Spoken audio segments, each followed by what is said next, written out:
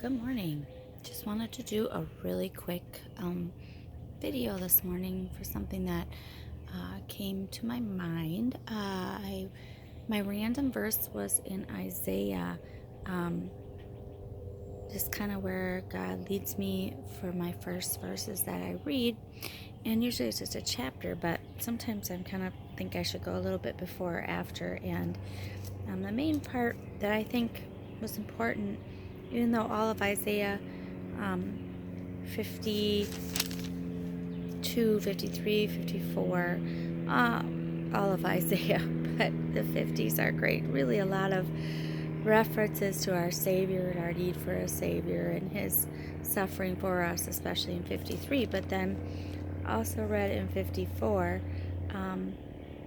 just about how God protects us. And so even if people may not have our best interests, God always does. So Isaiah 54 said, verse 16, "See, it is I who created the blacksmith, who fans the coals into flame and forges a weapon fit for its work. And it is I who have created the destroyer to work havoc.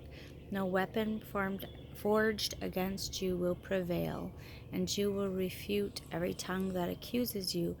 This is the heritage of the servants of the Lord, and this is their vindication from me, declares the Lord."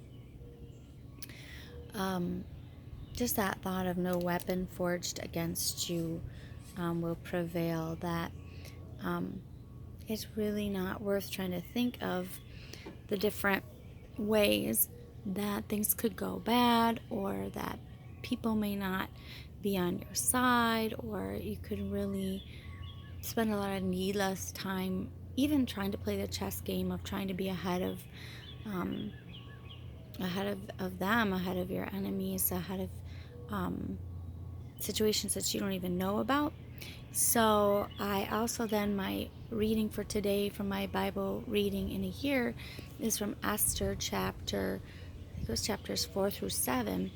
But particularly I was looking at this guy Haman and Mordecai, of course, in Esther. But this section particularly was about Haman.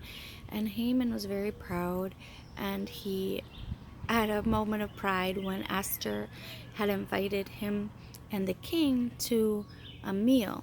And so Haman was assuming it was because he's so awesome, and really it was because Esther had known that Haman wanted all the Jews to be killed, and knew that Haman was against her and all of her family, all of her descendants and people, the Jewish people. And so Esther was prepared to ask the king there was an edict already out that they would be massacred, really, in a short time. And so Esther was going to ask the king to change that. But meanwhile, Haman is waiting for this meeting, this dinner, and he was bragging about it. So that was chapter 5, verse 10. First, it talks about him being really frustrated because Mordecai, Esther's uncle, I believe, would not bow down to him or show fear in his presence. And that was part of Haman's joy, I think, is seeing everybody sort of worship him. So verse 10, "Nevertheless, even though he wasn't bowed down to by Mordecai, Haman restrained himself and went home.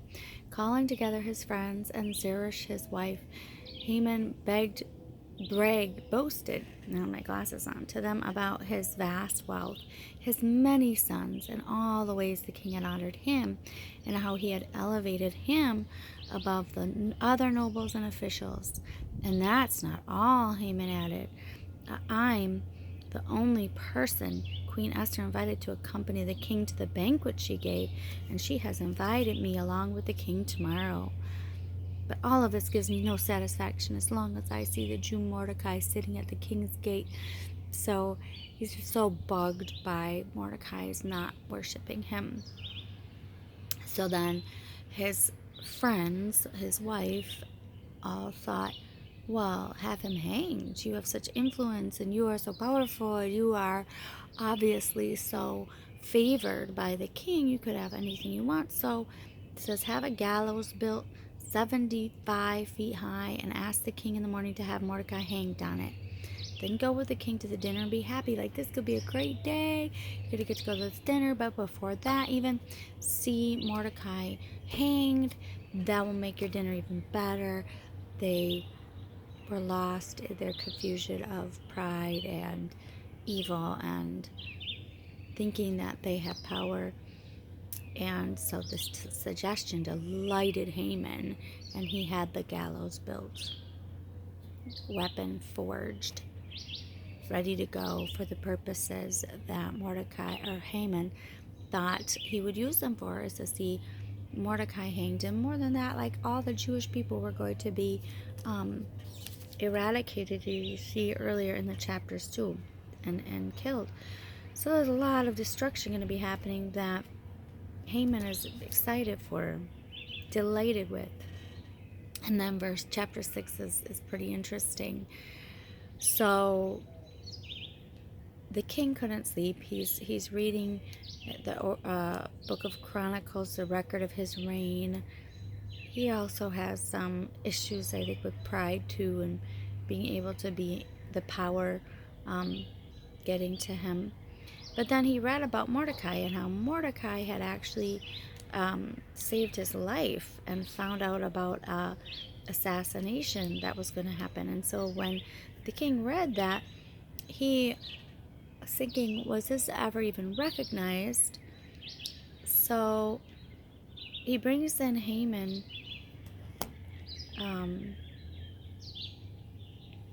I believe it says, what honor and recognition has Mordecai received for this? The king asked. Nothing has been done for him. Oh, he's asking the attendants. And then the king says, well, who's in the court? So this gets a little confusing, but it's still, I think you'll get the point. Haman came to the court. Haman's standing in the court. The king says, bring him in.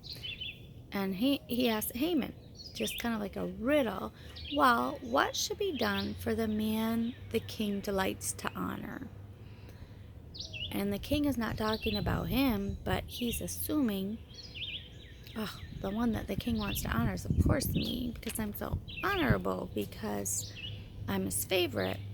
And all I can think in his pride is about himself, when in reality, the one the king wants to honor is the one who saved his life, which Haman hadn't done, but which Mordecai had done.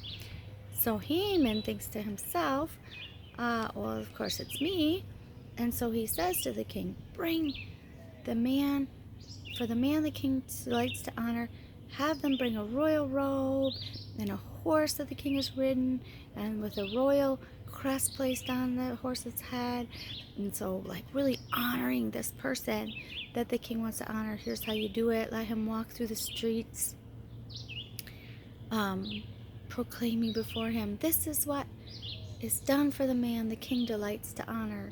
So really making a big show of honoring this man.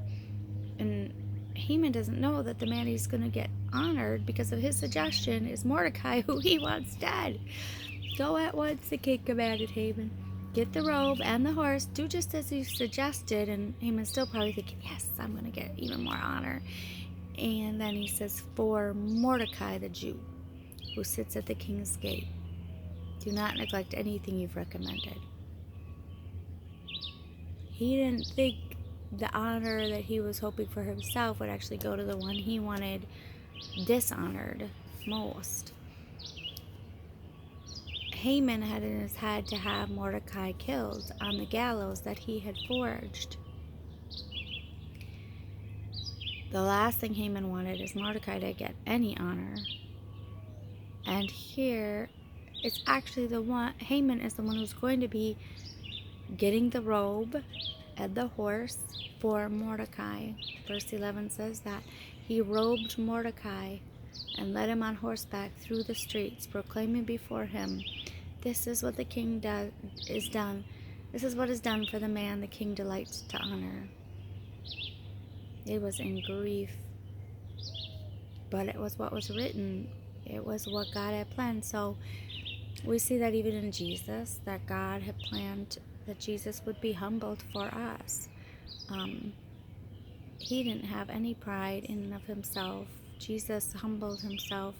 Mordecai humbled himself. He didn't expect to have any honor. And Haman expected all the honor and yet ended up humbled. Told his wife Zeresh, his advisors and his wife Zeresh said to him, "Since Mordecai, before whom your downfall has started, is of Jewish origin, you cannot stand against him. He will surely come to ruin." While they were still talking with it, the king's eunuchs arrived and hurried Haman away to the banquet Esther had prepared. They believed, again, like I said, you cannot stand against him, that God is protecting, I believe, Mordecai. They didn't know yet the next even step. So they go to this banquet. It's going to come up, and it's going to turn out that Haman is going to be hanged on the same gallows that he set up for Mordecai. And it just gives us comfort that we know God's got us. It really doesn't matter what people might forge against us. We don't have to know about it even. We don't have to be prepared for it, really. Certainly don't have to obsess on it. We definitely don't want to be revengeful or bitter. But when we see stories like this, we can realize we don't even have a clue how God is going to use things for his glory. That's what we just pray, not necessarily even us to be honored, but that God's name be honored and glorified in whatever ways things turn out, because he was willing to be humbled for us. So have a good rest of your day. Thanks for letting me share.